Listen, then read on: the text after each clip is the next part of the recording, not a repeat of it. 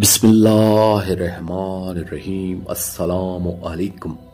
میں ہوں آپ کا بھائی عباس حمدانی اور آپ دیکھ رہے ہیں جعفریہ ٹی وی۔ آج کا ہمارا موضوع گفتگو ہے سعی فی خدمت۔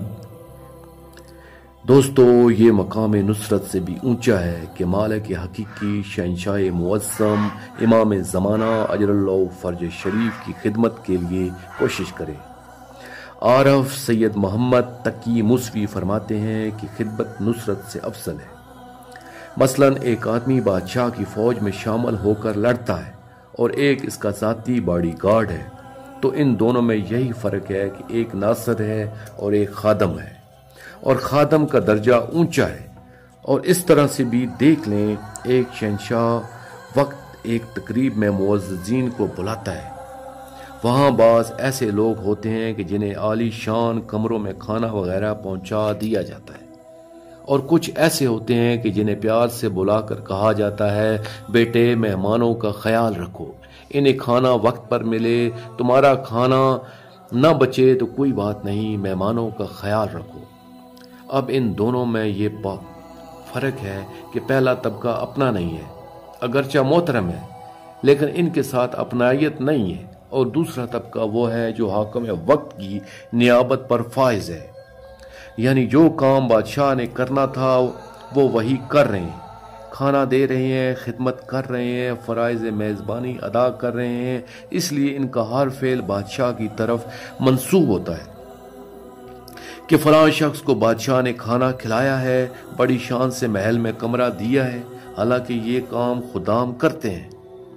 ہمیں اپنے شہنشاہ معظم امام زمانہ اجر اللہ فرج شریف کے محل کا مہمان بننے کی خواہش نہیں کرنا چاہیے، بلکہ خادم بننے کی تمنا کرنا چاہیے، کیونکہ اس میں جو اپنائیت ہے وہ مہمان کی صورت میں کہاں ہے۔ یعنی ہمیں مالک کی خدمت کی تمنا کرنا چاہیے۔ یہ اتنا اونچا مقام ہے کہ جب امام صادق علیہ السلام سے کسی نے سوال کیا، کیا ہمارے شہنشاہ معظم امام زمانہ اجر اللہ فرج شریف کی ظاہراً ولادت ہو چکی ہے؟